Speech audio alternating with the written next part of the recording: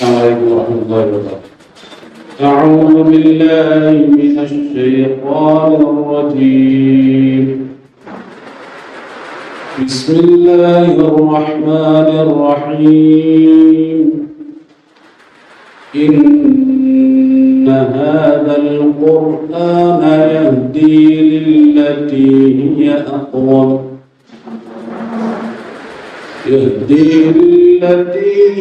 أقوم ويبشر المؤمنين الذين يعملون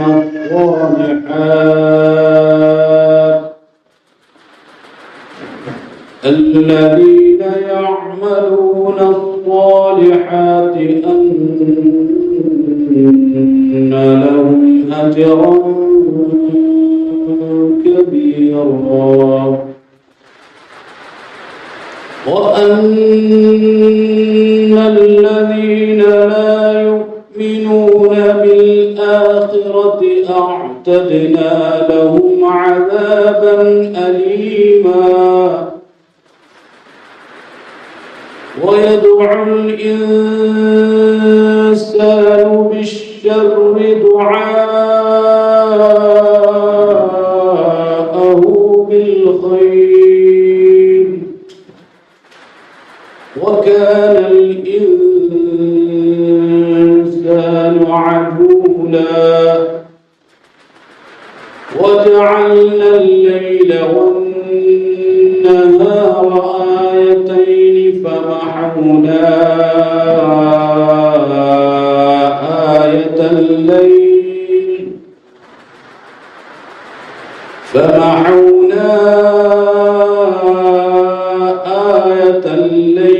وجعلنا آية النهار وجعلنا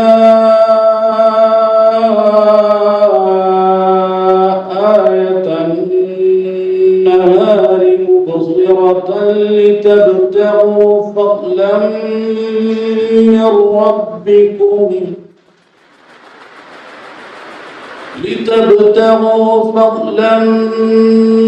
من ربكم ولتعلموا عدد السنين والحساب وكل شيء فصلناه تفصيلا صدق الله العظيم. ഏറെ പ്രിയങ്കരായ സഹോദരങ്ങളെ, പ്രത്യേകിച്ചും നമ്മുടെ വിശിഷ്ട വ്യക്തിത്വം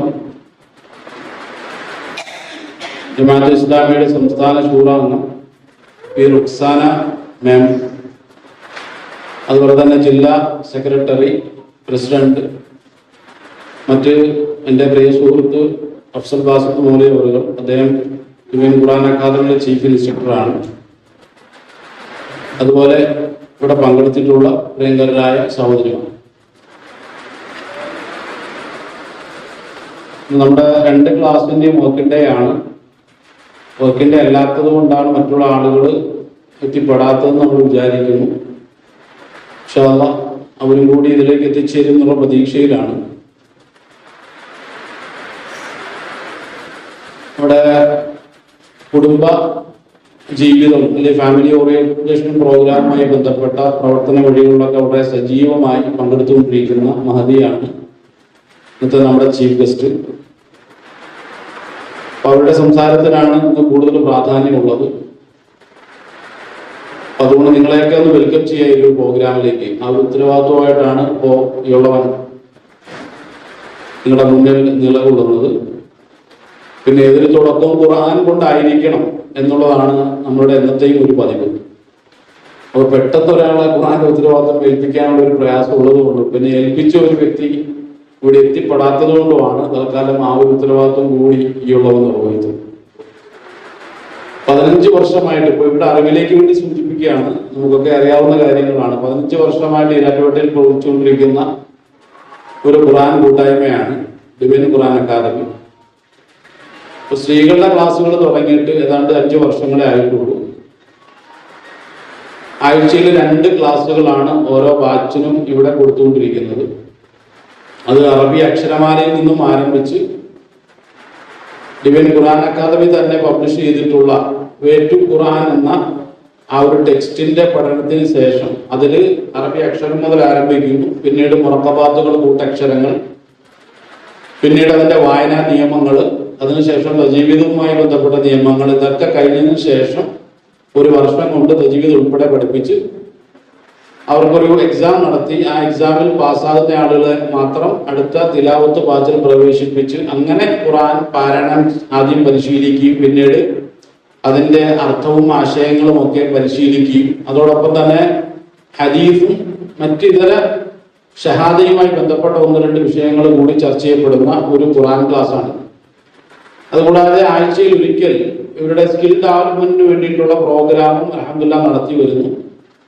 അതുകൂടാതെ ക്യാമ്പുകൾ നടത്തി വരുന്നു. അങ്ങനെ കേവലം അടുക്കളയുടെ ഉള്ളിൽ മാത്രം കഴിഞ്ഞുകൂടേണ്ടി വരുന്ന ഒരു വിഭാഗം അഭ്യസ്തവിദ്യരായിട്ടുള്ള സ്ത്രീകളെ, അവരുടെ കഴിവുകളെ, ശേഷികളെ, അവരുടെ ചിന്തകളെ ദീനിന് വേണ്ടി കൂടി പ്രയോജനപ്പെടുത്തണം എന്നുള്ള വലിയൊരു ലക്ഷ്യത്തോടു കൂടിയാണ് ഈ ഒരു ഖുർആൻ അക്കാദമി ആരംഭിക്കുന്നത്. എന്തായാലും അൽഹംദുലില്ലാഹ് ഈരാറ്റുപേട്ടയുടെ നവോത്ഥാന, ഖുർആനികമായ നവോത്ഥാനത്തിന്റെ ചരിത്രം നമ്മളൊന്ന് പരിശോധിച്ച് നോക്കിയാൽ ഏതാണ്ട് 1800-കളിലാണ് ഒരു ഖുർആനികമായ ഒരു നവോത്ഥാനം ഈരാറ്റുപേട്ടയിൽ ഉണ്ടാകുന്നത്.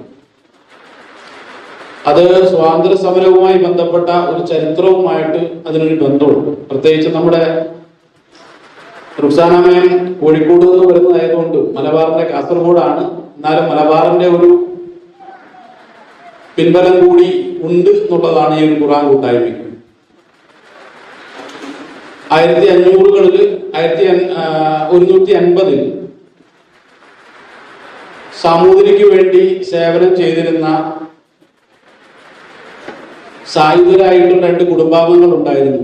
ഒന്ന് എരിക്കുന്നൻ കുടുംബവും മറ്റൊന്ന് ചക്കിപ്പറമ്പൻ കുടുംബവും. ഈ 2 കുടുംബാംഗങ്ങളും സാമൂതിരിക്ക് വേണ്ടി ഏറനാട്ടിൽ ധാരാളം സേവനം ചെയ്തിട്ടുള്ള 2 കുടുംബാംഗങ്ങളാണ്. 1768-ൽ ടിപ്പു സുൽത്താൻ വടക്കൻ മലബാർ കീഴടക്കുമ്പോൾ അന്ന് ടിപ്പു സുൽത്താൻ ആ ഒരു ഉത്തരവാദിത്തം ഏൽപ്പിച്ചത് പുലത്ത് ഷെയ്ഖ് മൂപ്പനെയും അതുപോലെ തന്നെ മൂസ മൂപ്പനെയും ആയിരുന്നു. ദീനീ രംഗത്തും വളരെ സജീവമായി, സാമൂഹിക രംഗത്തും രാഷ്ട്രീയ രംഗത്തും ഒക്കെ വളരെ സജീവമായ പങ്കാളിത്തം ഉണ്ടായിരുന്ന 2 പ്രധാനപ്പെട്ട കുടുംബാംഗങ്ങളായി. അപ്പൊ ഈ 2 വ്യക്തികളുടെയും പുലത്ത് ഷെയ്ഖ് മൂപ്പന്റെയും മൂസ മൂപ്പന്റെയും സഹോദരിയുടെ പുത്രനായ കുഞ്ഞാലൻ ഹാജി എന്ന പേരിൽ അറിയപ്പെടുന്ന മഹാനായ യോദ്ധാവുണ്ടായി. അദ്ദേഹത്തിന്റെ പുത്ര പരമ്പര പരിശോധിച്ച് നോക്കിക്കഴിഞ്ഞാൽ അൽഹംദുലില്ലാഹ് കുഞ്ഞാലൻ ഹാജിയുടെ പുത്രൻ ചക്കിപ്പറമ്പ് മൊയ്തീൻ കുട്ടി ഹാജി ഈരാറ്റുപേട്ടയിലേക്ക് വരുന്നതോടുകൂടിയാണ് ഈരാറ്റുപേട്ടക്കാർ പ്രതീക്ഷിച്ചു കൊണ്ടിരുന്ന ഒരു ഖുർആനിക നവോത്ഥാനം ഈരാറ്റുപേട്ടയിൽ ഉണ്ടാകുന്നത്. പിന്നെ അള്ളാഹുവിന്റെ വലിയൊരു തൗഫീഖ് ഉള്ളതുകൊണ്ട് ഈ വിനീതനെ സംബന്ധിച്ചിടത്തോളം, അഫ്സലുസ്ഥാനെ സംബന്ധിച്ചിടത്തോളം ആ ചരിത്രത്തിന്റെ ഒരു ഭാഗമായി മാറാൻ കഴിഞ്ഞിട്ടുണ്ട് എന്നുള്ളത് വലിയൊരു നിയോഗം കൂടിയാണ്. അപ്പൊ അതുകൊണ്ട് ഈ ഒരു ഖുർആന്റെ പാരമ്പര്യം നമ്മൾ ചിന്തിച്ചു നോക്കിയാൽ 1150-ന്റെ പഴക്കമൊക്കെ നമ്മൾ മനസ്സിലാക്കേണ്ടി വരും. കാരണം അന്ന് ചക്കിപ്പറമ്പ് മൊയ്തീൻ കുട്ടി ഹാജി ഈരാറ്റുപേട്ടയിലേക്ക് വന്നു.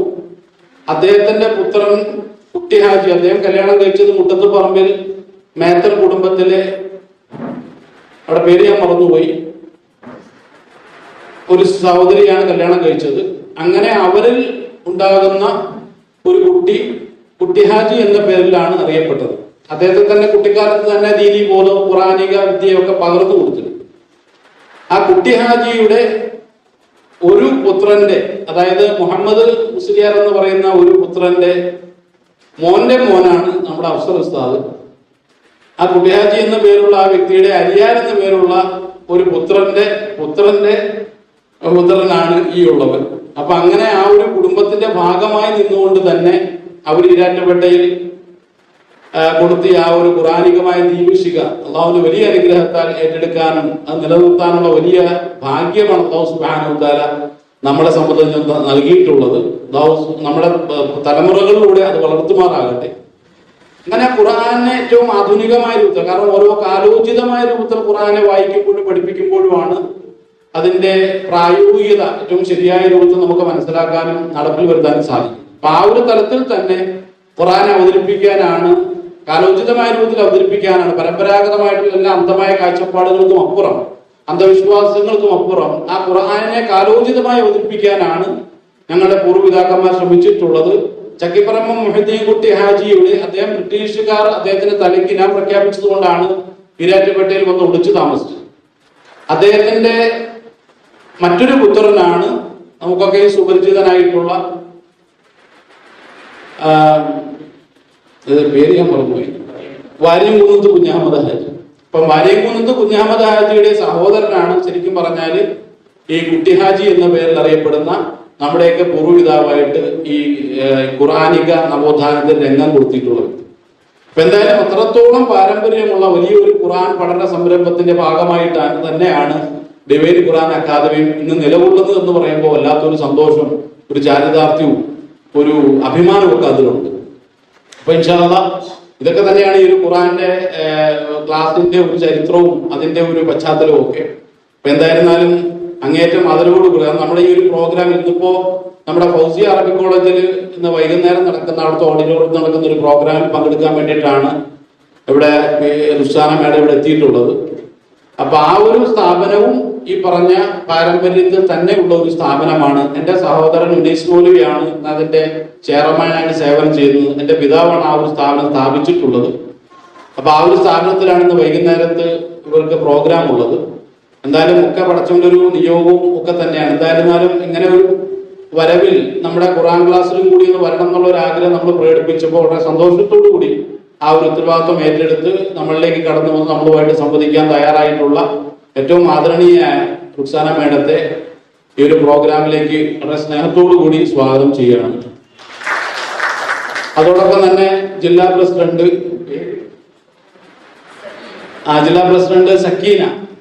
സക്കീന മേഡത്തെയും വളരെ ആദരവോടുകൂടി ഈ ഒരു പ്രോഗ്രാമിലേക്ക് സ്വാഗതം ചെയ്യുന്നു.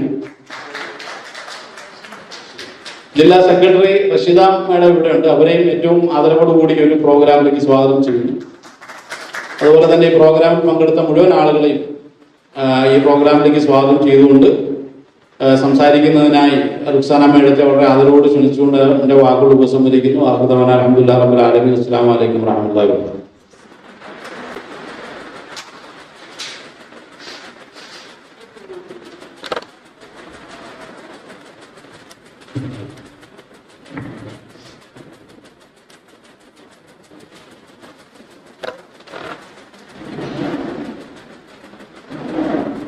أعوذ بالله من الشيطان الرجيم. بسم الله الرحمن الرحيم.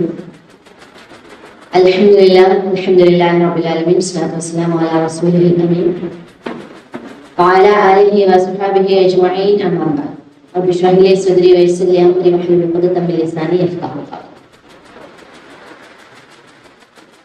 ആദരണീയരായ ഈ പരിപാടിയിലെ മഹനീയ വ്യക്തിത്വങ്ങളെ, ഈ പരിപാടിയിൽ സ്വാഗത പ്രഭാഷണം നിർവഹിച്ച ആദരണീയരായ വ്യക്തിത്വം ജമാഅത്ത് ഇസ്ലാമി വനിതാ വിഭാഗം ജില്ലാ പ്രസിഡന്റ്, ജനറൽ സെക്രട്ടറി, എന്റെ മുമ്പിലിരിക്കുന്ന പ്രിയ സഹോദരിമാരെ, അസ്സലാമു അലൈക്കും വറഹ്മത്തുള്ളാഹി വബറകാതുഹു. ആദ്യമേ, ഏതൊരു ലക്ഷ്യത്തിന് വേണ്ടിയാണോ നാം ഇവിടെ ഒരുമിച്ച് ചേർന്നത്, ആ ലക്ഷ്യം വളരെ മനോഹരമായ രീതിയിൽ അല്ലാഹു സുബ്ഹാനഹു വ തആല പൂർത്തീകരിച്ചു തരും. തീർച്ചയായിട്ടും റബ്ബിന്റെ അടുക്കൽ ഏറെ പ്രതിഫലം ലഭിക്കുന്ന ഒരു ഇരുത്തമായിട്ട്, ഒരു സ്വാലിഹായ അമലായി നാഥൻ നമ്മിൽ നിന്നും ഇതിനെ സ്വീകരിക്കുമാറാകട്ടെ. ബിസ്മില്ലാഹിർ റഹ്മാനിർ റഹീം.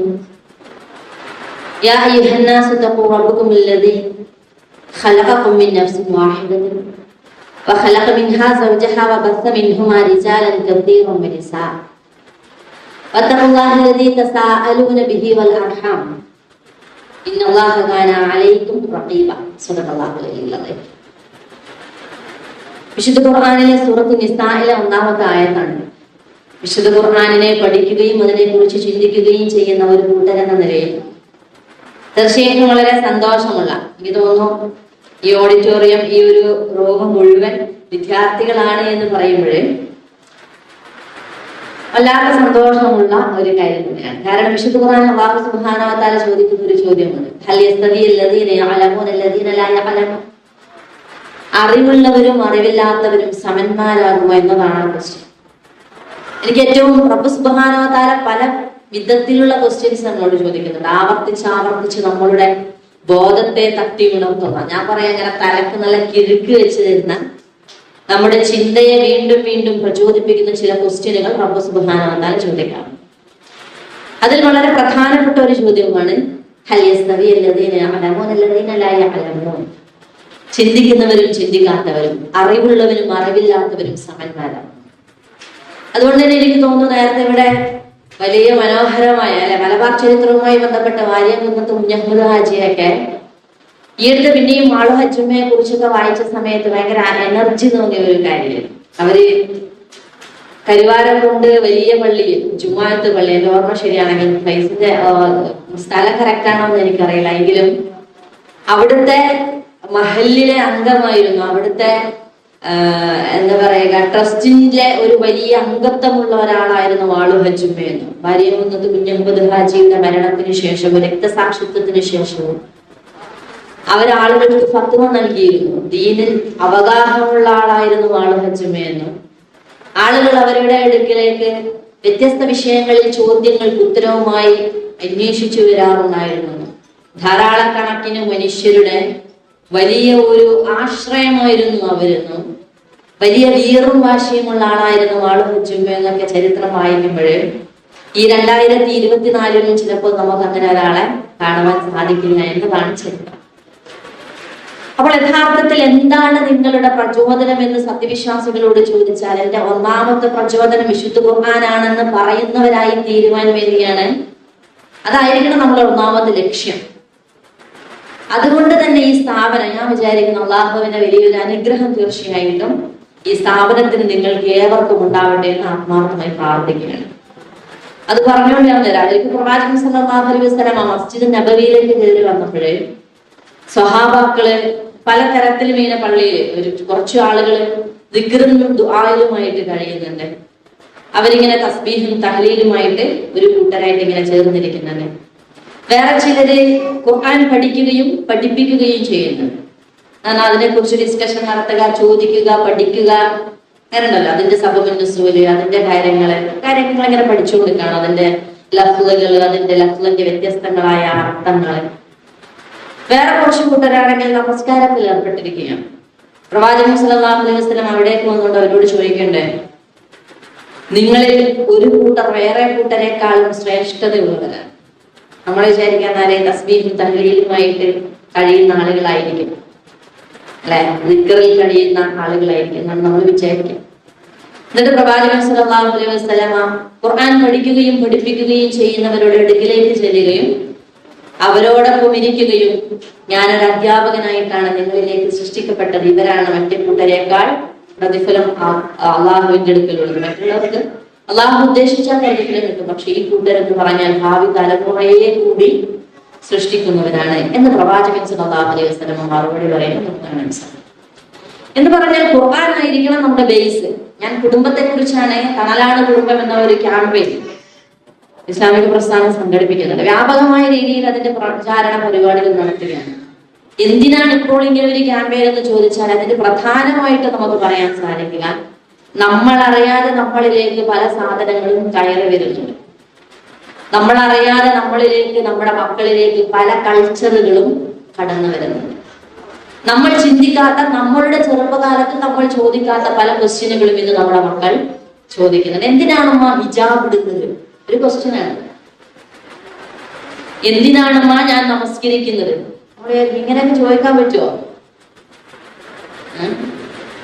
എന്തിനാണ് നിങ്ങൾ എന്നോട് ഇങ്ങനെ അടിക്കടി, അല്ലെ, മറ്റുള്ളവരുടെ മുമ്പിൽ നിങ്ങൾ മാന്യതയുള്ളവരാണ്, ഇങ്ങനെ പൊട്ടിച്ചിരിക്കരുത്, മറ്റുള്ളവരെ പ്രയാസപ്പെടുത്തുന്ന രീതിയിൽ പൊട്ടിച്ചിരിക്കുകയോ സംസാരിക്കുകയോ ചെയ്യരുത്, മക്കളെ നിങ്ങളൊരു അദബ് ശീലിക്കണം എന്നതൊക്കെ പറഞ്ഞാല് മക്കൾ പറയണോ അല്ലെ? എന്തിനാണമ്മ നിങ്ങൾ എന്നെ ഇങ്ങനെ ഇങ്ങനെ എന്താ പറയാ പിടിച്ചു വെച്ച് ജീവിതത്തെ മുന്നോട്ട് കൊണ്ടുപോകുന്ന ക്വസ്റ്റ്യൻ ആണ്. എന്ന് പറഞ്ഞാൽ നിങ്ങൾ എന്തിനാണ് എന്നോട് ലിപ്സ്റ്റിക് ഇടരുതെന്ന് പറയുന്നത്? സൗന്ദര്യം ഇഷ്ടപ്പെടുന്നവനല്ലേ അല്ലാഹു? അല്ലെ, ചോദ്യമാണല്ലോ. എന്ന് പറഞ്ഞാൽ വിശുദ്ധ ഖുർആനിൽ അല്ലാഹു സുബ്ഹാനഹു വ തആല പറഞ്ഞ സൂറത്തുൻ നിസായിലെ 1-ാമത്തെ ആയത്ത് ഓതി വെച്ചിട്ടാണ് ഞാൻ തുടങ്ങിയത്. അല്ലാഹു ഇതിൽ പറയുന്നു, അല്ലയോ സത്യവിശ്വാസികളെ, നിങ്ങളെ ഞാൻ എന്ത് ചെയ്തിരിക്കുന്നു? മിൻ നഫ്സിൻ വാഹിദത്തിൻ വഖലഖ മിൻഹാ സൗജഹാ വബസ്സ മിൻഹുമാ റിജാലൻ കസീറൻ വനിസാ. ധാരാളം ആണുങ്ങളെയും പെണ്ണുങ്ങളെയുമായിട്ട് ഞാൻ ഭൂമിയിൽ ധാരാളം കണക്കിന് മനുഷ്യരെ സൃഷ്ടിച്ചിരിക്കുന്നു. റബ്ബ് സുബ്ഹാനഹു വ തആല പറയുകയാണ്, നിങ്ങൾ നിങ്ങളുടെ ബന്ധങ്ങളെ കുറിച്ച് ജാഗ്രതയുള്ളവരായിരിക്കും. തസാഅലൂന ബിഹി വൽ അർഹാം, നിങ്ങളുടെ കുടുംബ ബന്ധത്തെ കുറിച്ച് നിങ്ങളോട് ചോദിക്കുന്ന അള്ളാഹുവിനെ നിങ്ങൾ എന്ത് ചെയ്യുക? സൂക്ഷിക്കുകയും ചെയ്യുക, തഖ്വയുള്ളവരാകുകയും ചെയ്യുക. എന്നിട്ട് റബ്ബ് സുബ്ഹാനഹു വ തആല പിന്നീട് പറയുകയാണ്, നിങ്ങളെ സസൂക്ഷ്മം നിരീക്ഷിച്ചു കൊണ്ടിരിക്കുന്നവനാണ് നിങ്ങളുടെ റബ്ബ്. റഖീബ് എന്ന പദത്തിന്റെ അർത്ഥം നമ്മൾ ഇങ്ങനെ വിചാരിക്കുക, അതിന്റെ പദാവലി ഇങ്ങനെ എടുത്തു നോക്കിയാൽ, അതിന്റെ ആഴത്തിലുള്ള അർത്ഥം സൂക്ഷിച്ചു നോക്കിയാല് നിങ്ങൾ അറിയാത്ത വിധത്തിൽ, നിങ്ങൾ വിചാരിക്കാത്ത അത്രയും സൂക്ഷ്മമായിട്ട് നിങ്ങളെ നിരീക്ഷിച്ചു കൊണ്ടിരിക്കുന്നവനാണ് റബ്ബ് എന്ന് അല്ലാഹു സുബ്ഹാനഹു വ തആല പറയുന്നു. എന്ന് പറഞ്ഞാൽ ജീവിതത്തിൽ പ്രത്യേകിച്ച് കുടുംബവുമായി ബന്ധപ്പെട്ട് ഇന്ന് നമ്മളൊന്ന് ആലോചിച്ച് നോക്കുക. കുടുംബവുമായി ബന്ധപ്പെട്ട് ധാരാളം കൺസെപ്റ്റുകൾ ഇന്ന് നമ്മുടെ ചുറ്റിലുണ്ടല്ലേ. പ്രത്യേകിച്ച് നമ്മുടെ മക്കളൊക്കെ അൽഹംദുലില്ലാഹ് നന്നായി പഠിക്കുന്നവരാണ്, പ്രൊഫഷണൽ കോളേജുകളിലെ വിദ്യാർത്ഥികളാണ് അവര്, നല്ല ജോലിയുള്ളവരാണ് അവര്, വലിയ പദവികളിൽ ഇരിക്കുന്നവരാണ് അവര്, അല്ലെ? നല്ല പ്രൊഫഷണൽ സ്വഭാവത്തിൽ തന്നെ അവരുടെ ജീവിതത്തെ അവർ കൊണ്ടുപോകുന്നുണ്ട്. എന്നാൽ പലപ്പോഴും അവരിൽ നിന്ന് ഉയർന്നു വരുന്ന ചില ക്വസ്റ്റ്യനുകളുണ്ട്, പ്രത്യേകിച്ച് വിവാഹവുമായി ബന്ധപ്പെട്ടിട്ടുണ്ട്. ആൺകുട്ടികളെക്കാൾ കൂടുതലധികം ചോദിക്കുന്നു ഇന്ന് മുസ്ലിം പെൺകുട്ടികളാണെന്നത് നമ്മൾ മനസ്സിലാക്കേണ്ടത്. എന്തിനാണ് വിവാഹം? വിവാഹം എന്ന് പറഞ്ഞത് നമ്മളെ വല്ലാതെ നമ്മുടെ സ്വപ്നങ്ങളെ ഇല്ലാതാക്കി കളയുന്നതാണ്, നമ്മളെ വല്ലാതെ വരിഞ്ഞു മുറുക്കി കളയുന്നതാണ്, നമ്മളുടെ ചിറകുകളെ ഒടിച്ചു കളയുന്നതാണ്. വിവാഹം അഥവാ വിവാഹം ചെയ്താൽ തന്നെ ഞാനാണോ നീയാണോ ഈ വീട്ടിന്റെ ലീഡർ എന്നതാണ് പിന്നത്തെ അല്ലെ ചർച്ച, ഡിബേറ്റ്. അതാണ്, അവിടെയാണ് കോമ്പറ്റീഷൻ നിൽക്കുന്നത്. മൂന്നാമതായിട്ട് എത്ര മക്കൾ എന്നിടത്താണ്. മക്കൾ വേണോ എന്നത് തന്നെ വേറൊരു സംസാരമാണ്. നമ്മൾ കുറച്ചും കൂടി വൈബിൽ അങ്ങോട്ട് അടിച്ചു വിളിക്കുകയല്ലേ, ഞങ്ങളുടേതായ ജീവിതം ഇങ്ങോട്ട് ജീവിച്ചു പോയിക്കോട്ടെ. മക്കൾ വേണോ എന്നത് ഒരു ക്വസ്റ്റ്യനാണ്, ഉണ്ടെങ്കിൽ തന്നെ എത്ര എന്നത് വേറൊരു ക്വസ്റ്റ്യനാണ്. കൂടിപ്പോയ അതിനപ്പുറത്തേക്ക് മക്കൾ എന്ന് പറയുന്നത് അവരെ നന്നായി പഠിപ്പിക്കുക, അവരെ നന്നായി വളർത്തുക. ഈ കൺസെപ്റ്റ് എവിടെ നിന്നാണ് വന്നത്? ഇത് ഇസ്ലാമിന്റെ ബേസിൽ നിന്നാണോ നമ്മൾ സംസാരിക്കുന്നത് എന്ന് പറഞ്ഞാൽ, കുടുംബവുമായി ബന്ധപ്പെട്ട് ഇന്ന് നമുക്ക് മുമ്പിലുള്ള പലതരം ക്വസ്റ്റ്യനുകളെയും നമ്മൾ ഗൗരവത്തോടുകൂടി അഭിമുഖീകരിക്കേണ്ടുന്ന ഒരു കാലം കൂടിയാണ് നമുക്ക് മുമ്പിലുള്ളത്. നമ്മൾ ലിവിങ് ടുഗദറിനെ കുറിച്ച് കേട്ടിട്ടുണ്ടാവല്ലേ? റബ്ബ് സുബ്ഹാനഹു വ തആല കുടുംബത്തെ കുറിച്ച് പറയുമ്പോൾ നമ്മൾ മനസ്സിലാക്കേണ്ടത്, നമസ്കാരത്തെ കുറിച്ച് പറഞ്ഞതിനേക്കാളും അപ്പുറത്ത് അതിന്റെ റക്അത്തുകളെ കുറിച്ച്, അതിന്റെ റുകൂഇനെയും സുജൂദിനെ കുറിച്ചും റബ്ബ് സുബ്ഹാനഹു വ തആല വിശദീകരിച്ചതിനേക്കാൾ കൂടുതൽ കുടുംബവുമായി ബന്ധപ്പെട്ട അതിന്റെ ശരീഅത്തിനെ, അതിന്റെ നിയമങ്ങളെ, അതിന്റെ അടക്കങ്ങളെ, അതിന്റെ ഒതുക്കങ്ങളെ കൃത്യമായിട്ട് റബ്ബ് സുബ്ഹാനഹു വ തആല വിശുദ്ധ ഖുർആനിൽ വിശദീകരിക്കുന്നു. അപ്പോൾ അത് പഠിക്കേണ്ടവരും ജീവിതത്തിൽ പകർത്തേണ്ടവരുമാണ് നമ്മൾ എന്നത്. എന്താണ് ലിവിങ് ടുഗദർ? അല്ലെ, ആളുകൾക്ക് മുമ്പിൽ ഭയങ്കര സംഭവമാണ് ഇപ്പൊ ലിവിങ് ടുഗദർ എന്ന് പറഞ്ഞാല് കൊള്ളാല സംഭവം എന്നൊക്കെ ആളുകൾക്ക് തോന്നും. കാരണം എന്താ, ഞാനും നീയും കുറച്ചു നാൾ ഒരുമിച്ച് ജീവിക്കും, എന്നിട്ട് കെമിസ്ട്രി ഒക്കെ നോക്കും. നമ്മള് തമ്മിൽ കുറച്ച് ഒരു 6 മാസമൊക്കെ കഴിയുമ്പോ ശരിയാവില്ല കേട്ടോ, നമ്മള് കല്യാണം കഴിച്ചാൽ അടിച്ച് പിരിയലായിരിക്കും. അതുകൊണ്ട് നമുക്ക് ഇപ്പോഴെന്ത് ചെയ്യാം, മനോഹരമായി പിരിയാം. മനോഹരമായ കല്യാണം എന്നതിനോടൊപ്പം മനോഹരമായ സെപ്പറേഷൻ എന്ന പദം കൂടി ഇന്ന് നമ്മുടെ മുമ്പിൽ വന്നിരിക്കുന്നു. മനോഹരമായ ഡൈവോഴ്സ് എന്നതാണ്, ഞങ്ങൾ ഇപ്പോഴും ഫ്രണ്ട്സ് ആണ് എന്ന് പറയുന്ന, ഡിവോഴ്സ് ആയി കഴിഞ്ഞാലും അതിനെക്കുറിച്ച് ഞങ്ങൾ മനോഹരമായിട്ടാണ് ഡൈവോഴ്സ് ഒക്കെ കഴിഞ്ഞിരിക്കുന്നത് എന്ന് പറയുന്ന ആളുകൾ നമ്മുടെ മുമ്പിലുണ്ട്. അപ്പോൾ വിവാഹത്തെ കുറിച്ച് വിശുദ്ധ ഖുർആൻ അതിനെ കൃത്യമായിട്ട് അല്ലാഹു സുബ്ഹാനഹു വ തആല അതിനെ കുറിച്ച് പരിചയപ്പെടുത്തി തരുന്നത്, അത് പവിത്രമായ ദൃഢമായ കരാറാണ്. മീസാഖുൻ അലീഖ, അത് ദൃഢമായ കരാറാണ്. അത് നിങ്ങളുടെ കുട്ടിക്കളിയൊന്നുമല്ല അല്ലെ. വിവാഹത്തിന്റെ നിബന്ധനകൾ, അതിന്റെ ഷർത്ത്, അതിന്റെ ഫർള്, അത് സാധുവാകാനുള്ള കാരണം എന്നതൊക്കെ വളരെ വൃത്തിക്ക് അല്ലാഹു സുബ്ഹാനഹു വ തആല നമുക്ക് പരിചയപ്പെടുത്തുന്നത്. അവിടെ സ്ത്രീധനം എന്ന് പറയുന്നതില്ല, മഹറാണുള്ളത്. അപ്പൊ ഇസ്ലാമിക സമൂഹത്തിൽ നിന്ന് തന്നെ നിങ്ങൾക്ക് ഖുർആൻ പഠിക്കുന്നുണ്ട്, അത് ചിലപ്പോൾ മനസ്സിലായി. പക്ഷെ മുസ്ലിങ്ങൾ എന്ന് പറയുന്ന ആളുകൾ തന്നെ ചോദിക്കും, അതെന്താ സാധനം, അതെന്താ സാധനം, എന്താണ് 50 പവൻ അങ്ങോട്ട് കൊടുക്കുമ്പോൾ 5 പവന്റെ മാല ഇങ്ങോട്ട് തരുന്നതിന്റെ പേരല്ലേ മഹർ? അല്ലേ? 100 പവനാണ് അങ്ങോട്ട് കൊടുത്തതെങ്കിൽ 10 പവന്റെ മാല ഇങ്ങോട്ട് തരുന്നതിന്റെ പേരല്ലേ മഹർ? അതല്ലാത്ത മഹറിന് എന്തർത്ഥമാണുള്ളത് എന്ന് മറ്റുള്ളവർ ചോദിക്കും. നിങ്ങളുടെ അടുത്ത് സ്ത്രീധനം ഇല്ലല്ലോ, പക്ഷെ ഞങ്ങൾക്കറിയാം നിങ്ങൾ എന്താണ് പ്രാക്ടീസ് ചെയ്യുന്നതെന്നും എന്താണ് നിങ്ങൾക്കിടയിൽ പ്രാവർത്തികമായി കൊണ്ടിരിക്കുന്ന സ്ത്രീധനം എന്ന് പറയുമ്പോൾ ഇസ്ലാമിന്റെ ബേസിൽ നിന്നുകൊണ്ട് ജീവിതത്തെ മുന്നോട്ട് കൊണ്ടുപോകേണ്ടുന്ന ഒരു ഉമ്മത്തിനെ സംബന്ധിച്ചിടത്തോളം നമ്മൾ മാറ്റത്തിരുത്തലുകൾ വരുത്തേണ്ടുന്ന സംഗതികൾ നിരവധി ഉണ്ട് എന്നത് തീർച്ചയായിട്ടും നമ്മൾ മനസ്സിലാക്കണം. സൂറത്തുൽ നിസായിലെ ഞാൻ നേരത്തെ ഓതി വെച്ച ആയത്തിന് ശേഷം നമ്മൾ സാധാരണ അനന്തരാവകാശത്തെ കുറിച്ച് പറയാറുണ്ട് അല്ലെ? സൂറത്തുൽ നിസായിലാണ് അനന്തരാവകാശത്തെ കുറിച്ച് റബ്ബ് സുബ്ഹാനഹു വ തആല പറഞ്ഞിട്ടുള്ളത്. നമ്മൾ സാധാരണ കുട്ടികളൊക്കെ നമ്മളോട് ചോദിക്കും, പ്രത്യേകിച്ച് ബ്രണ്ടൻ കോളേജില്, മഹാരാജാസ് കോളേജിലെ അടക്കം വിദ്യാർത്ഥികളോട് അനന്തരാവകാശത്തെ കുറിച്ച് എന്താണ് നിങ്ങളുടെ അഭിപ്രായം എന്ന് ചോദിച്ചപ്പോൾ അവർ പറഞ്ഞ ഒരു മറുപടി ഉണ്ടായിരുന്നു, അല്ലാഹു നീതിമാനാണ്, ഇസ്ലാം നീതിയാണ് പ്രോത്സാഹിപ്പിക്കുന്നത്, അതുകൊണ്ട് ഞങ്ങൾക്ക് ഉറപ്പുണ്ട് ആണിനും പെണ്ണിനും ഒരുപോലെയാണ് അനന്തരാവകാശം വിഹിതം വെക്കേണ്ടത്. അതാണ് അതിന്റെ ഈക്വാലിറ്റി, ജെൻഡർ ജസ്റ്റിസും അതാണ്. അതുകൊണ്ട് ഒരുപോലെ ആയിരിക്കണം എന്ത് ചെയ്യേണ്ടത്, അനന്തരാവകാശം വിഹിതം വെക്കുന്നത്. ഒന്ന് ആലോചിച്ച് നോക്കുക. അള്ളാഹു നീതിമാനാണ്, പക്ഷെ അള്ളാഹു യുക്തിമാനും കൂടിയാണ്. അനന്തരാവകാശത്തിന്റെ വിഷയം പലതുമായിട്ട് കണക്റ്റഡ് ആണ് എന്നതുകൂടി റബ്ബ് സുബ്ഹാനഹു വ തആല പറയുന്നുണ്ട്. കുടുംബത്തിന്റെ ഉത്തരവാദിത്വം, ചിലവഴിക്കലിന്റെ ഉത്തരവാദിത്വം ആർക്കാണെന്ന് ചോദിച്ചാൽ അതിനുള്ള മറുപടി അത് പുരുഷന്റെ ഉത്തരവാദിത്തമാണ്. ഞാൻ സാധാരണ സിമ്പിൾ ആയിട്ട് മറുപടി പറയാറുണ്ട്. ഒരു വിദ്യാർത്ഥികൾക്കൊക്കെ പറഞ്ഞു കൊടുക്കാൻ പറ്റുന്ന രീതിയിൽ അവരോട് ഞാൻ ചോദിക്കും, എന്റെ മകനെയും എന്റെ മകളെയും ഞാൻ എന്ത് ചെയ്തു, ഒരു കടയിലേക്ക് അയച്ചു എന്ന് വിചാരിക്കണം, ഒന്ന് മാർക്കറ്റിലേക്ക് അയച്ചു. മകൻ എന്ത് ചെയ്തു, 1000 രൂപ കൊടുത്തു. എന്നിട്ട് മോനോട് പറഞ്ഞു, മോനെ ഈ വീട്ടിലേക്കുള്ള അരി, കുറച്ച് ഫ്രൂട്ട്സ്, പച്ചക്കറി സാധനങ്ങളൊക്കെ മോൻ എന്ത് ചെയ്യണം, വാങ്ങണം. 1000 കൊണ്ട് അതൊന്നും കിട്ടുമെന്ന് ഇപ്പോഴത്തെ പച്ചക്കറി വില വെച്ചിട്ടുള്ളതൊന്നും ചോദിക്കരുത് കേട്ടോ, ചിരിച്ചു ചോദിക്കരുത്. അപ്പൊ എന്ത് ചെയ്യണം, കുറച്ച് സാധനങ്ങളൊക്കെ മോൻ വാങ്ങണം. മകൻ വേണമെങ്കിൽ എന്ത് ചെയ്യട്ടെ, കുറച്ച് ചോക്ലേറ്റ്സും വാങ്ങിക്കോ. നിന്റെ കൂടെ അനുജത്തിയുണ്ട്, നീ വാങ്ങുന്ന ചോക്ലേറ്റിൽ നിന്നും നീ എന്ത് ചെയ്യണം, കുറച്ച് നിന്റെ അനുജത്തിക്ക് കൊടുക്കണം. എന്നിട്ട് മോളോട് പറഞ്ഞു, മോളെ നിനക്ക് ഞാൻ 500 രൂപ തരുന്നുണ്ട്, മോൾക്ക് ഇഷ്ടമുള്ള ചോക്ലേറ്റോ, മോൾക്ക് എന്താണ് വേണ്ടത്, എന്താണ് അല്ല മാലയോ വളയോ എന്ത് വേണമെങ്കിലും മോളത് കൊണ്ട് വാങ്ങിക്കോ, ചോക്ലേറ്റും വാങ്ങിക്കോ. അത് ഇക്കാക്ക കൊടുക്കുന്നത് നിർബന്ധമുണ്ടോ? ഇല്ല. 500 രൂപ കിട്ടിയ അവൾക്ക് വീട്ടിലേക്കൊരു സാധനം വാങ്ങേണ്ടെന്ന് മാത്രമല്ല, അവൾക്ക് ഇഷ്ടമുള്ള ചോക്ലേറ്റുകൾ വാങ്ങാമെന്ന് മാത്രമല്ല, അവൾ വാങ്ങിയതിൽ നിന്നും ഒന്നും ആർക്കും അവൾക്ക് എന്ത് ചെയ്യേണ്ടതില്ല, കൊടുക്കേണ്ടതില്ല. അപ്പോൾ യഥാർത്ഥത്തിൽ 1000 ആണോ ഇത് ഇവിടെ അല്ലെ യുക്തിപൂർവ്വം പ്രവർത്തിച്ചത്, 500 ആണോ? യഥാർത്ഥത്തിൽ അനന്തരാവകാശവുമായി ചർച്ച ചെയ്യുമ്പോൾ നിങ്ങൾ എവിടെയാണ് ഇസ്ലാമിനെ പ്രതികൂട്ടിലാക്കുന്നത് എന്ന ഒരൊറ്റ ക്വസ്റ്റ്യൻ മതിയാകും നമ്മുടെ മുമ്പിലുള്ള എല്ലാ ചോദ്യങ്ങളും അടഞ്ഞു പോകുക എന്ന് നമ്മൾ മനസ്സിലാക്കണം. അപ്പോൾ കുടുംബവുമായി ബന്ധപ്പെട്ട്, കുടുംബത്തിന്റെ നിയമവുമായി ബന്ധപ്പെട്ടിട്ടൊക്കെയും റബ്ബ് സുബ്ഹാനഹു വ തആല നിശ്ചയിച്ച വളരെ മനോഹരമായ ഒരു ചട്ടക്കൂടുണ്ട്. അതൊരു മനുഷ്യനെ തടവിലാക്കുവാൻ വേണ്ടിയുള്ളതല്ല, അത് മനുഷ്യന്റെ ജീവിതത്തെ മനോഹരമാക്കാൻ വേണ്ടിയിട്ടുള്ളതാണ്. ഞാൻ ഒന്ന് ചോദിക്കട്ടെ, വിശുദ്ധ അല്ലാഹുവിന്റെ പ്രവാചകൻ സല്ലല്ലാഹു അലൈഹി വസല്ലമ പറയുന്ന കുറേ കാര്യങ്ങൾ നമ്മൾ വിചാരിക്കും എത്രമാത്രം സിമ്പിൾ ആണത്. ഒരു ഉദാഹരണം പറയാം. നിങ്ങൾ ഇവിടെ ഇരിക്കുന്ന സമയത്ത് വേറൊരാൾ കടന്നു വരികയാണ് ഈ സദസ്സിലേക്ക്. എന്നിട്ട് മുമ്പിൽ ഇരിക്കുന്ന ആളോട് പറയണേ, എഴുന്നേറ്റ് ഞാൻ അവിടെ ഇരിക്കട്ടെ എന്ന് പറഞ്ഞാലും പ്രവാചകൻ സല്ലല്ലാഹു അലൈഹി വസല്ലം ഒരാളാണ് അവൻ ഇരുന്നെടുക്കുന്നത്, നിങ്ങൾ എന്തെങ്കിലും എഴുന്നേൽപ്പിക്കരുത്. വേറൊരു ഹദീസ് പ്രവാചകൻ സല്ലല്ലാഹു അലൈഹി വസല്ലം പറയുന്നത്, ഏതെങ്കിലും മനുഷ്യൻ ഇരിക്കുകയാണെങ്കിൽ അവന്റെ തോള് നിങ്ങൾ എന്ത് ചെയ്ത് കവച്ചു വെച്ച് അങ്ങോട്ടേക്ക് ചാടരുത്. ഒരു മാനേഴ്സ് ആണ്. നിങ്ങൾ ഉള്ളി തിന്നവനായിക്കൊണ്ട് നമസ്കാരത്തിന് പോകരുത്. നിങ്ങളുടെ വായയുടെ ദുർഗന്ധം പോലും കൊണ്ടുപോലും ഒരു സത്യവിശ്വാസിയെ നിങ്ങൾ എന്ത് ചെയ്യരുത്, പ്രയാസപ്പെടുത്തരുത്. അപ്പോൾ ഇത്രമാത്രം ഒരു മനുഷ്യന്റെ ഓരോ സ്റ്റെപ്പിനെ കുറിച്ചും വിശദീകരിച്ച് ഇസ്ലാമാണ് കുടുംബത്തെ കുറിച്ചും പറയുന്നത്. അവിടെയാണ് കുടുംബം മനോഹരമാവുക. സാധാരണ പറയാറുണ്ട്, ഒരു ബോൾ കളിക്കുന്ന ഒരു ടീം പറയാണെന്ത്, ഞാൻ എനിക്ക് ഇഷ്ടമുള്ളിടത്തേക്ക് ഗോൾ അടിക്കും.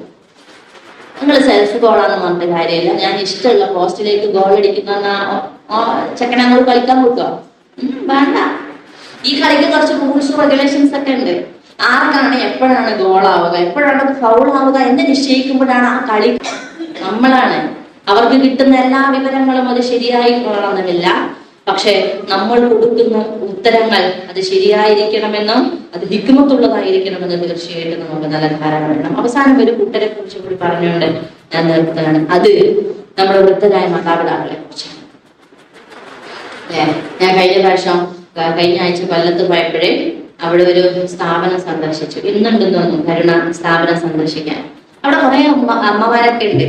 അപ്പൊ ചില ആളുകൾ നോക്കുമ്പോൾ വലിയ ജോലിക്കാരിയായിരുന്ന, അക്കൗണ്ടിൽ കുറെ പൈസ ഒക്കെ ഉണ്ട്, പക്ഷെ മക്കള് ഉപേക്ഷിച്ചതാണ്. വേണ്ടാന്ന് തീരുമാനിച്ചാണ്. ഹോസ്പിറ്റലിൽ ചികിത്സിപ്പിക്കാൻ വന്നിട്ട് എല്ലാം അവിടെ നിന്ന് ഡിസ്ചാർജ് ആയി നോക്കുമ്പോഴത്തേക്കും മക്കളെ കാണുന്നില്ല, മക്കളുമല്ലേ തടിയൂരിയിട്ടുണ്ട്. ക്ഷേത്ര കവാടത്തിന്റെ മുമ്പിൽ പ്രാർത്ഥനയ്ക്ക് വേണ്ടിയിട്ട് ഇങ്ങനെ അമ്മനെ അത് ഒരുക്കി കെട്ടി വന്നതാണ്. പക്ഷെ പിന്നീട് എവിടെയോ വിട്ടുപോയി എന്ന് പറഞ്ഞാല് അൽഹംദുലില്ലാ മുസ്ലിം കമ്മ്യൂണിറ്റിയിൽ അത് വളരെ കുറവാണ് താനും. എന്നാലും നമ്മൾ മനസ്സിലാക്കണം എന്താണ് വൃദ്ധ മാതാപിതാക്കളുമായി ബന്ധപ്പെട്ടിട്ടുള്ള നമ്മളുടെ നിലപാടുണ്ടായിരിക്കണം. അതുപോലെ തന്നെ വൃദ്ധ മാതാപിതാക്കൾക്ക് മക്കളോടുകൂടി ചില ബാധ്യതകളില്ലേ, ഒന്നു മാത്രം പറഞ്ഞു പോകുന്നില്ല ഒരിക്കലും. അതുകൊണ്ടാണ് ഞാൻ നേരത്തെ സൂചിപ്പിച്ചതുപോലെ പേര് വിളിക്കുമ്പോൾ അടക്കം നമ്മൾ ശ്രദ്ധിക്കണമെന്നും അവർക്ക് നിങ്ങൾക്ക് കൊടുക്കാൻ പറ്റുന്ന ഏറ്റവും നല്ല ഗിഫ്റ്റ് അത് നിങ്ങൾ കൊടുക്കുന്ന ദീനി വിദ്യാഭ്യാസമാണെന്ന് പറഞ്ഞത് പ്രവാചകൻ സ്വല്ലല്ലാഹു അലൈഹി വസല്ലം. ഇത് കൊടുത്തവര് മക്കൾക്ക് ആ ഉമ്മക്കും അല്ലെ ഉപ്പക്കും എങ്ങനെയാണ് മക്കളോട് ഡീൽ ചെയ്യേണ്ടത്. ലുഖ്മാനുൽ ഹക്കീം അദ്ദേഹം പറയണ്ടല്ലോ, യാ ബുനയ്യ എന്നാ വിളിക്കുന്നത്. എന്താ യാ ബുനയ്യന്റെ അർത്ഥം? എന്റെ പൊന്നാര മോനെ എന്നാണ്, യാ ബനി എന്നല്ല. എന്റെ പൊന്നെ, എന്റെ പൊന്നാര മോനെ, നിങ്ങൾ എങ്ങനെയാണ് നിങ്ങളുടെ മക്കളെ അഭിസംബോധന ചെയ്യാറുള്ളത് എന്ന് തുടങ്ങി വളരെ നീണ്ടു നിൽക്കുന്ന ഒരു ക്വസ്റ്റ്യൻ ആണ് പാരന്റിങ് എന്ന് പറയുന്നത്. അവരുടെ സ്വപ്നത്തിന് കൂട്ടു നിൽക്കാറുണ്ടോ? ഒരു പ്രതീക്ഷയില്ല കേട്ടോ, നീ നന്നാവുന്നു. അങ്ങനെ നമ്മളൊരു 5 പ്രാവശ്യം പറഞ്ഞാൽ മതി. എന്താ സംഭവിക്കാം? എന്റെ കോൺഫിഡൻസ് മുഴുവൻ തകർത്ത് കളഞ്ഞത് എന്റെ പാരന്റ്സ് ആണെന്ന് വളർന്ന് വലുതാകുമ്പോൾ അവര് പറഞ്ഞാൽ ആരാണ് പ്രതിക്കൂട്ടിൽ നിൽക്കുക? എനിക്ക് തന്നെ ഒരിക്കൽ പോലും എന്റെ ഉപ്പ ഒന്ന് തോളത്ത് ഇങ്ങനെ ചേർത്ത് പിടിച്ചിട്ട് നെറ്റിയിൽ മുത്തം വെച്ചൊരു ഓർമ്മ എനിക്കില്ലല്ലോ എന്നൊരു കുട്ടി പറഞ്ഞാല് ആരാണ് അതിന്റെ പ്രതിക്കൂട്ടിൽ നിൽക്കുക? എന്റെ ഉമ്മാക്ക് എന്നും എന്നെ കുറ്റപ്പെടുത്താനേ നേരെ ഉണ്ടായിരുന്നല്ലോ. മോനെ വാ, ഒന്ന് മോളെ ഒന്ന് വാ, വെടിതിക്ക്, നമുക്ക് കുറച്ച് സംസാരിക്കാലോ എന്ന് പറഞ്ഞ് അവരുടെ ഏറ്റവും എഫക്റ്റീവായ കുറച്ച് ക്വാളിറ്റി ടൈം എനിക്ക് വേണ്ടി തന്നത് എനിക്ക് ഓർമ്മയില്ലല്ലോ എന്നൊരു കുട്ടി പറഞ്ഞാൽ ആരാണ് പ്രതിക്കൂട്ടിൽ നിൽക്കുക? ഒടുവിൽ ഞാൻ നേരത്തെ പറഞ്ഞതുപോലെ എല്ലാ പച്ചയിലെയും ഒരു നാൾ പഴുക്കും അല്ലെ, നമ്മളും പഴുക്കും. ഒരു ദിവസം ഇങ്ങനെ നമ്മളോ ആ മരത്തിൽ നിന്ന് മടർന്ന് താഴേക്ക് വീഴുകയും ചെയ്യും. എന്താണ് വൃദ്ധർ എന്നതിന്റെ വിശുദ്ധ ഖുർആൻ അതിമനോഹരമായിട്ട് പറയുന്നുണ്ട്. നമ്മളിങ്ങനെ ശൈശവത്തിൽ നിന്നും ബാല്യത്തിലേക്കും, ബാല്യത്തിൽ നിന്നും കൗമാരത്തിലേക്കും, കൗമാരത്തിൽ നിന്നും മധ്യവയസ്കയിലേക്കും, യുവത്വത്തിലേക്കും, യുവത്വത്തിൽ നിന്നും മധ്യവയസ്കതയിലേക്കും, പിന്നെ വാർദ്ധക്യത്തിലേക്കും പോകും. പിന്നീട് ഒരു മനുഷ്യൻ മുകളിലേക്ക് വളരുകയല്ല ചെയ്യുക, താഴേക്ക് അവൻ കുനിയുകയാണ് ചെയ്യുക. നമ്മൾ പിന്നെ മെല്ലെ ശൈശവത്തിലേക്ക് പോകും. ചെറുപ്പത്തിൽ എങ്ങനെയാണ് ഓണ കാട്ടി ചിരിച്ചത് അതുപോലെ നമ്മൾ ചിരിക്കാൻ തുടങ്ങും. ബെഡിൽ കണ്ട് മൂത്രമൊഴിച്ചതുപോലെ ബെഡിൽ മൂത്രമൊഴിക്കാൻ തുടങ്ങും. പിച്ച വെച്ച് നടന്നതുപോലെ നല്ല ഹൈലി എക്സിക്യൂട്ടീവ് ലുക്കിൽ നടന്ന നമ്മളും പിച്ച വെച്ച് നടക്കാൻ തുടങ്ങും. നല്ല അടിപൊളിയായിട്ട് ഇങ്ങനെ ഫോർക്ക് വെച്ചൊക്കെ തിന്ന നമ്മളും ഭക്ഷണം കഴിക്കുമ്പോ ഇങ്ങനെ നമ്മുടെ അരി വറ്റി നമ്മുടെ മേലേക്ക് ഇങ്ങനെ വീഴും, കൈ വറക്കും. മനസ്സെത്തുന്നിടത്ത് കയ്യോ മനസ്സെത്തുന്നിടത്ത് കാലോ എത്തൂല. അപ്പോഴാണ് അതിനെ കുറിച്ചാണ് റബ്ബ് പറഞ്ഞത്, നിങ്ങൾ എന്താണ് താഴേക്കാണ് മടക്കപ്പെടുക. ഈ സമയത്ത് അവരോടുള്ള നിങ്ങളുടെ പെരുമാറ്റം എന്തായിരിക്കണം എന്നത് അതുകൊണ്ടല്ല നമ്മൾ പ്രാർത്ഥിക്കുന്നത്. അല്ലാഹുവേ, ചെറുപ്പകാലത്ത് ചെറുപ്പകാലത്ത് എന്നോട് കാരുണ്യം കാണിച്ചതുപോലെ എന്റെ മാതാപിതാക്കളോട് നീ കാരുണ്യം കാണിക്കണം.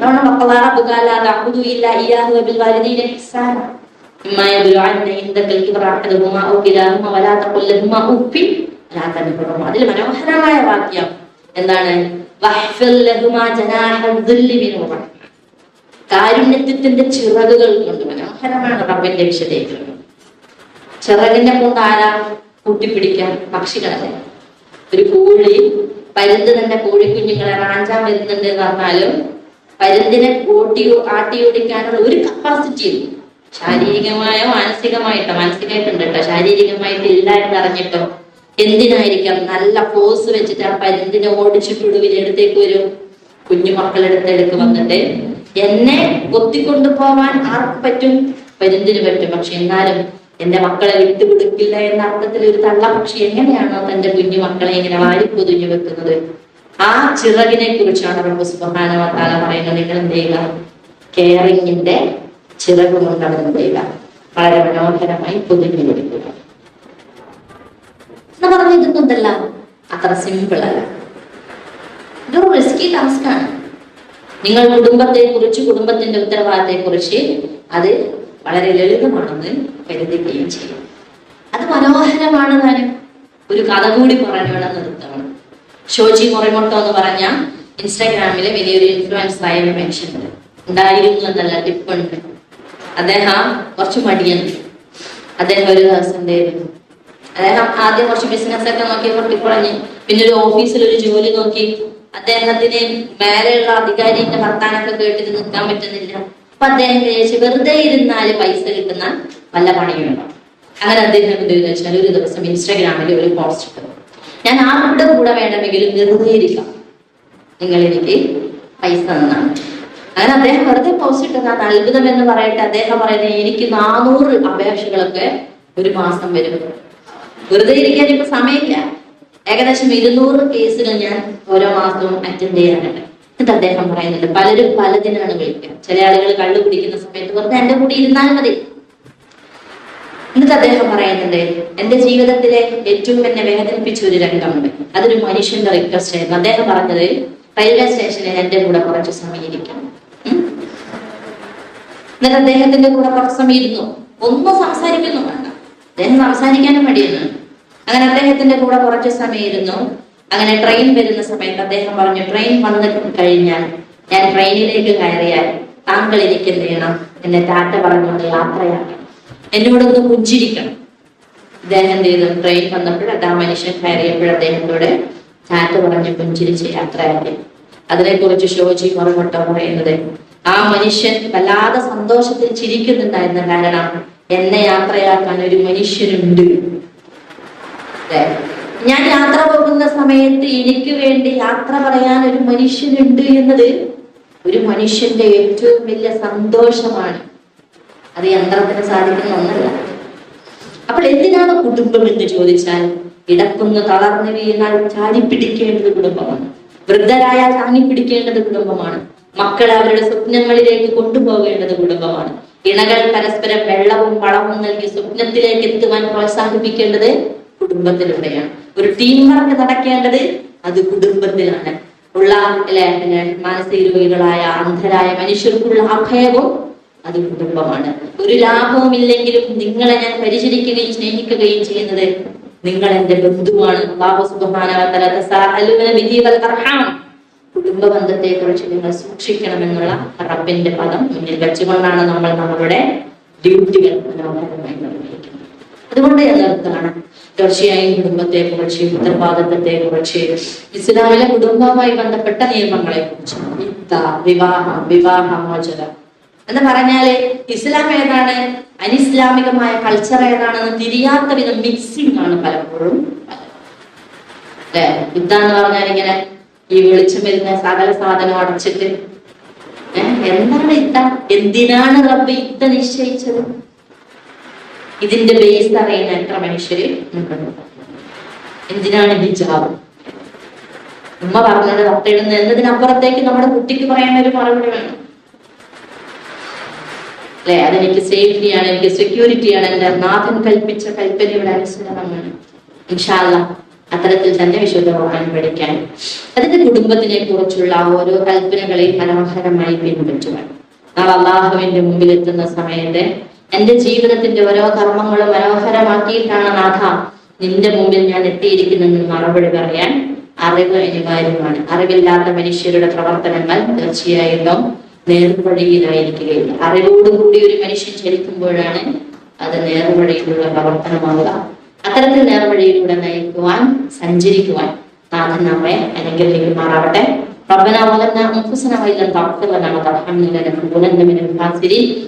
ربنا اننا سمعنا منادي ينادي للايمان ان امنوا بربكم فآمنا. ربنا تقبل منا انك انت السميع العليم وتب علينا انك انت التواب الرحيم واغفر لنا يا غافر المذنبين آمين آمين برحمتك يا أرحم الراحمين وآخر دعوانا أن الحمد لله رب العالمين. السلام عليكم ورحمة الله وبركاته.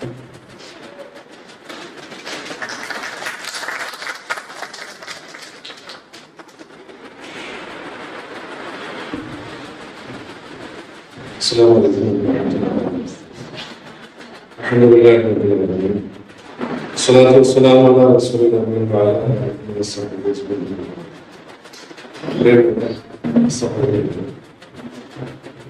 നമുക്ക് വേണ്ടി നല്ലൊരു സമയം അനുവദിച്ച ബഹുമാന്യരായ ഉസ്താദുമാർ, അവരോടൊപ്പം തന്നെ വേദി പങ്കിട്ട ജമാഅത്തെ ഇസ്ലാമിയുടെ ജില്ലാ പ്രസിഡന്റ്, ജില്ലാ സെക്രട്ടറി, എല്ലാവർക്കും ഡിവൈൻ അക്കാദമിയുടെ വലിയൊരു സന്തോഷം നൽകുകയാണ്. ബഹുമാനപ്പെട്ട റുസാന മാഡം ചർച്ച ചെയ്തൊരു വിഷയം നിലവിലെ സമൂഹം നേരിടുന്ന വലിയൊരു വെല്ലുവിളി, ലിബറലിസം സമൂഹത്തിലേക്ക് സംഭാവന ചെയ്യുന്ന ഏറ്റവും പ്രധാനപ്പെട്ട ഒരു ഐറ്റമാണ് നമ്മുടെ കുടുംബത്തിൽ ഉണ്ടാകുന്ന ഇത്തരം ചോദ്യങ്ങൾ. എന്തിനാണ് ഹിജാബ്? എന്തിനാണ് കുടുംബജീവിതം? എന്തിനാണ് വിവാഹം? എന്തിനാണ് പ്രസവം? എന്തിനാണ് മുലയൂട്ടൽ? ഇങ്ങനെ പലതരം വെല്ലുവിളികൾ നമ്മുടെ സഹോദരന്മാര് നേരിട്ട് കൊണ്ടിരുന്ന കാലമാണ്. ആ വിഷയം ബന്ധപ്പെട്ടിട്ട് ഏകദേശം വളരെ നല്ല നിലയിൽ നിങ്ങളോട് അവർ സംസാരിക്കേണ്ടത്.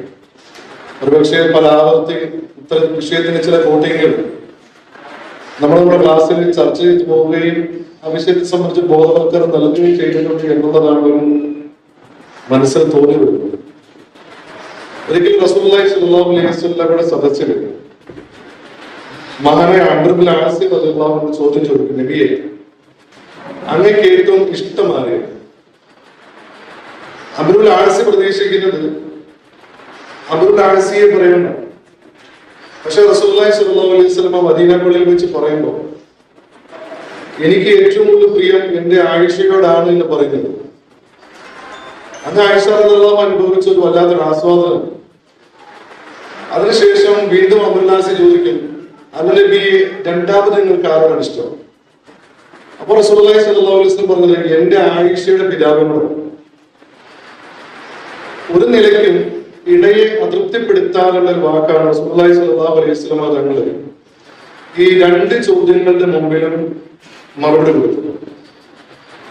അംർ ഇബ്നു ആസിയെ സംബന്ധിച്ച് ഈ ഒരു ചോദ്യം ചോദിച്ചാൽ ഒരുപക്ഷെ ഇസ്ലാമിലെ റസൂലുള്ളാഹി സ്വല്ലല്ലാഹു അലൈഹി വസല്ലം മനസ്സിന്റെ ഉള്ളിൽ ഒരിടത്തും തന്നെ ഞാൻ ഉണ്ടാവുകയില്ല എന്നുള്ള ധാരണ ഉള്ളതുകൊണ്ട് പിന്നീട് ചോദിക്കാൻ നിന്നില്ല. പ്രിയമുള്ള സഹോദരിമാരെ, ഏറ്റവും അധികം ലോകം നേരിടുന്ന വെല്ലുവിളിയാണ് സ്നേഹത്തിന്റെ ദാരിദ്ര്യം എന്നത്. നമ്മൾ പലപ്പോഴും ചർച്ച ചെയ്യാറുള്ള ഒരു വിഷയമുണ്ട്. ഇപ്പോ മാഡം പറഞ്ഞതുപോലെ നാം ജീവിച്ചിരുന്ന ഒരു കാലഘട്ടത്തിൽ ഒരുപക്ഷെ നമ്മെ നമ്മുടെ മാതാപിതാക്കൾക്ക് ഒന്ന് പിടിച്ചു നിർത്താൻ, ഒന്ന് മൂക്കുകാരിടാൻ വേണ്ടി നമ്മൾ പ്രസവിച്ചതിന്റെ കണക്കും നിങ്ങൾ പ്രസവിച്ചതിന്റെ കണക്കും അല്ലെങ്കിൽ ഗർഭധാരണത്തിന് അനുഭവിച്ചിരുന്ന ഒരു കാലഘട്ടത്തിന്റെ പ്രയാസങ്ങളുടെ കണക്കും മുലയൂട്ടിയതിന്റെ കണക്കും പറഞ്ഞിരുന്നെങ്കിൽ ഒരുപക്ഷെ ഞാനും നമ്മളെ പോകുന്ന ആളുകളില്ല ആ ഒരു മാതാവിന്റെ സെന്റിമെന്റൽ അപ്രോച്ചിൽ ഒരുപക്ഷെ വീട് പോയനെ.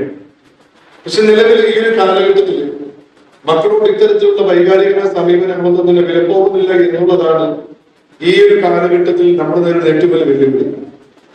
ഗർഭകാലഘട്ടത്തിൽ അസ്വസ്ഥതയെ കുറിച്ച് പറഞ്ഞാൽ പ്രസവിക്കാൻ തീരുമാനമില്ലാത്ത ഒരു പെണ്ണിനെ സംബന്ധിച്ച് ഗർഭകാലഘട്ടത്തിൽ അനുഭവിക്കുന്ന വേദന അവരെ സംബന്ധിച്ച് പ്രശ്നമേ ഇല്ല. വൈവാഹിക ജീവിതത്തിൽ ഞാൻ അനുഭവിച്ചത് ചില പ്രയാസങ്ങളുണ്ടാവും. ഭർത്തൃ വീട്ടിൽ അല്ലെങ്കിൽ ഭർത്താവിന്റെ ഭാഗത്ത് ഉണ്ടായ ചില പ്രയാസങ്ങളെ കുറിച്ച് സൂചിപ്പിക്കുന്ന ഭാഗത്ത് വൈവാഹിക ജീവിതത്തെ മാഡം പറഞ്ഞ ലിവിംഗ് ടുഗദർ എന്നുള്ള ഒരു സംവിധാനത്തെ മാത്രം മോഹിച്ച് ജീവിക്കുന്ന ഒരാളെ സംബന്ധിച്ച് ഭർത്തൃ ജീവിതത്തിൽ കുടുംബജീവിതത്തിൽ അനുഭവിക്കുന്ന പ്രയാസങ്ങൾ അവരെ സംബന്ധിച്ച് വലിയ പ്രശ്നമൊന്നുമില്ല. അവരെ സംബന്ധിച്ച് അവർ തീരുമാനിച്ചു വെച്ചിരിക്കുന്നത് ലിവിംഗ് ടുഗദർ പോലെയുള്ള അല്ലെങ്കിൽ സാമൂഹിക ഭദ്രതയ്ക്ക് നിരക്കാത്ത തരത്തിലുള്ള ഒരു സംവിധാനമാണ്. നമ്മൾ കഴിഞ്ഞ ക്ലാസ്സിൽ ചർച്ച ചെയ്തപ്പോ ഒരു സഹോദരി പറഞ്ഞെങ്ങനെയാണ്, മക്കളോട് എത്രയെല്ലാം കടപ്പാടുകളെ കുറിച്ച് പറഞ്ഞാലും മക്കളുടെ മുമ്പിൽ ഇത് വിലപ്പോകുന്നില്ല. കാരണം നാം ജീവിച്ച കാലഘട്ടത്തിനപ്പുറത്തേക്ക് മറ്റൊരു യുഗം ആണ് നിലവിൽ ആളുകൾ തരണം ചെയ്തുകൊണ്ടിരിക്കുന്നത്. അവരുടെ മുമ്പിലെ കടപ്പാടുകളോ സങ്കടങ്ങളോ മാതാപിതാക്കളുടെ വികാരങ്ങളോ അവർ വളർന്നു വന്ന വഴിയോ വളർത്തിയ വഴിയോ ഒന്നും തന്നെ നിലവിലെ ആളുകളുടെ മുമ്പിൽ പ്രശ്നമല്ല എന്നുള്ള ഒരു അവസ്ഥയിലേക്ക് സമകാലിക ചുറ്റുപാട് ആക്കി തീർത്ത് വെച്ചിട്ടുണ്ട്. ഒരു പരിധിയോളം ലിബറൽ മാഡം പറഞ്ഞതുപോലെ ലോകത്തെ ഏത് പ്രത്യയശാസ്ത്രത്തിന് മുമ്പിലേക്ക് വെല്ലുവിളികൾക്ക് ആളുകൾ വരാറില്ല. നാം ജീവിക്കുന്ന നാട്ടില് ഹൈന്ദവതയുണ്ട്, പക്ഷെ ക്രൈസ്തവരൊക്കെ നിലവിലുള്ള കാലത്തും എന്തുകൊണ്ടാണ് മുസ്ലിമിന്റെ ഹിജാബിന് നേരെയും മുസ്ലിമിന്റെ വസ്ത്രദാനത്തിന് നേരെയും മുസ്ലിം സ്ത്രീയുടെ വൈവാഹിക ജീവിതത്തിന് നേരെയും ആളുകൾ രംഗപ്രവേശം ചെയ്യുന്നത് എന്ന് ചോദിച്ചു കഴിഞ്ഞാൽ നമുക്ക് ഒറ്റ ഉത്തരം പറയാൻ കഴിയുന്നത് ഒരു കുടുംബ സംവിധാനത്തിലൂടെ ഒരു വിപ്ലവം സൃഷ്ടിക്കാൻ കഴിയുമെന്നുള്ള ഏറ്റവും വലിയ ഉദാഹരണമാണ് റസൂലുള്ളാഹി സ്വല്ലല്ലാഹു അലൈഹി വസല്ലം തങ്ങൾ സമൂഹത്തെ പഠിപ്പിച്ചു കൊടുത്തിട്ടുള്ളത്. ഒപ്പം തന്നെ ഇമാം നബി റഹ്മത്തുള്ളാഹി അലൈഹി പറഞ്ഞ വർത്തമാനമുണ്ട്. മാതാപിതാക്കളോട് കടമകൾ പാലിക്കണമെന്ന് പറയുന്ന മുഹമ്മദ് മുസ്തഫ ഒരിക്കൽ ഒരു മാതാവിന്റെ പിതാവിന്റെ ശിക്ഷണത്തിൽ വളർന്നു വന്ന ഒരാളല്ല. ഒരു പിതാവിന്റെ ശിക്ഷണമോ ഒരു മാതാവിന്റെ ലാവണ്യമോ പോലും ഏൽക്കാത്ത മുഹമ്മദ് മുസ്തഫയാണ് ലോകത്തിൽ മാതാപിതാക്കളുള്ള കടമകളെ കുറിച്ചുള്ള വാദവാദം സംസാരിച്ച് ചെയ്യുന്നത്.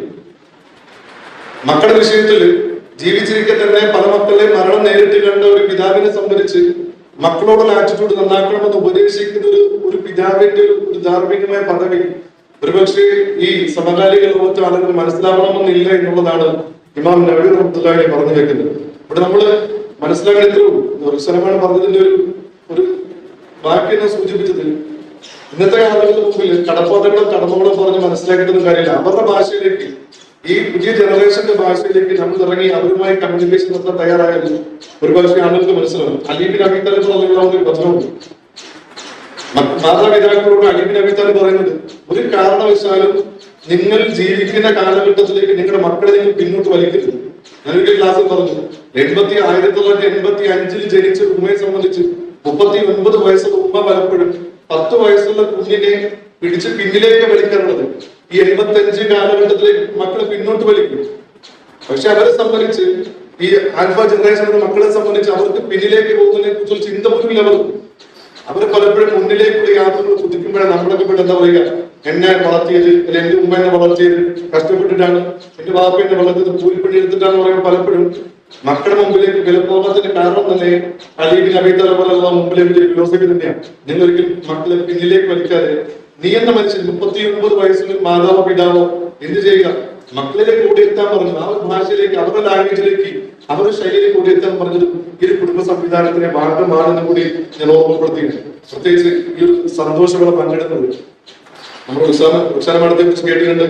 യൂട്യൂബിൽ അല്ലെങ്കിൽ അതുപോലെ തന്നെ ജമാഅത്ത് ഇസ്ലാമിയുടെ പ്രോഗ്രാമിന്റെ വാർത്തകൾ ഉത്സാഹമാണത്തെ നമ്മൾ പറഞ്ഞിട്ടുണ്ട്. അത് ഇവരുടെ സാന്നിധ്യം ഇവയിൽ ഉണ്ടാവണമെന്ന് ആഗ്രഹം വന്നപ്പോൾ തന്നെ നമ്മള് ക്ലാസ് ദിവസമാണ്.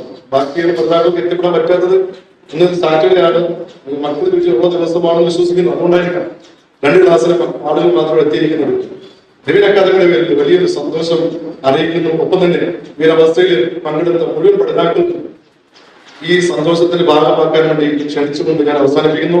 ഈ പ്രോഗ്രാമിന് ഹൃദയത്തിന്റെ ഭാഷ നന്ദി അർപ്പിക്കാൻ വേണ്ടി ഡിവൈൻ വുമൻസ് വിങ്ങിന്റെ ഇൻചാർജ് ബഹുമാനിയ മുഅ്മിന സക്കീറിനെ ആദരവും ക്ഷണിച്ചു.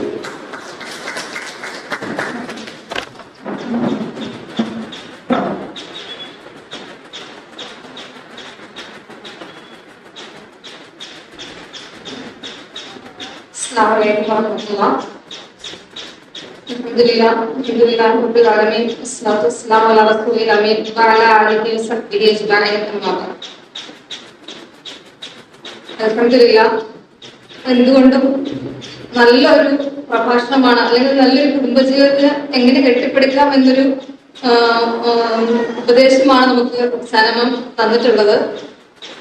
ജമാഅത്ത് Islami women's wing state general secretary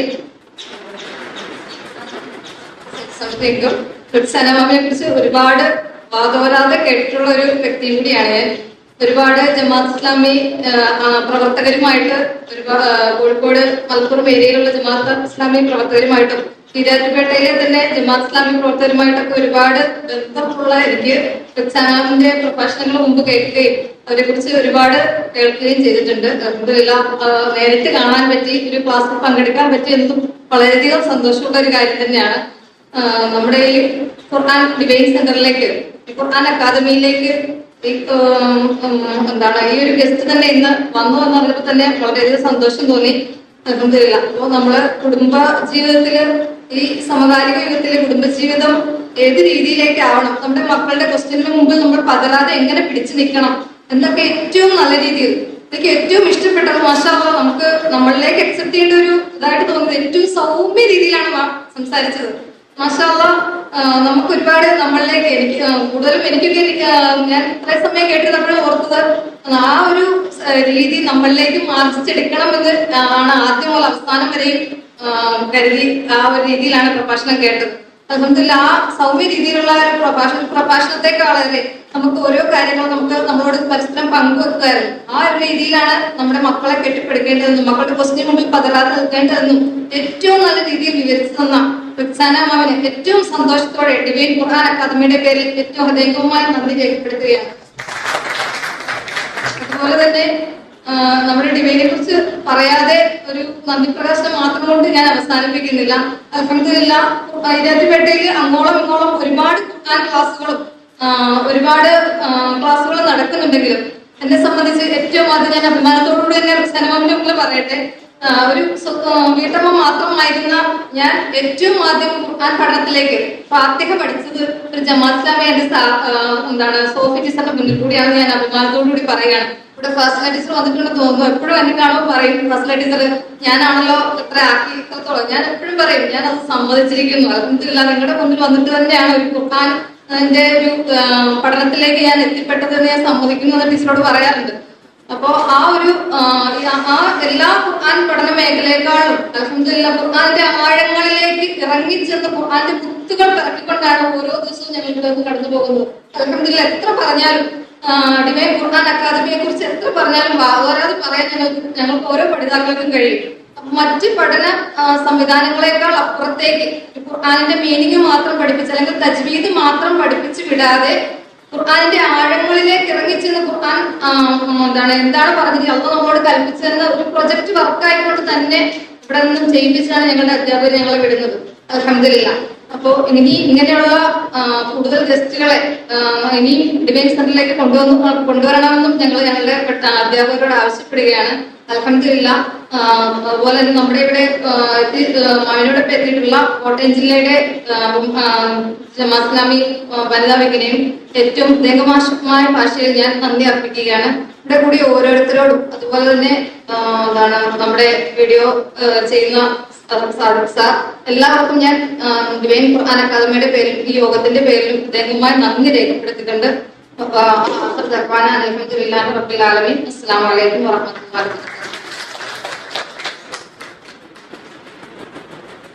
വബറകാതുഹു.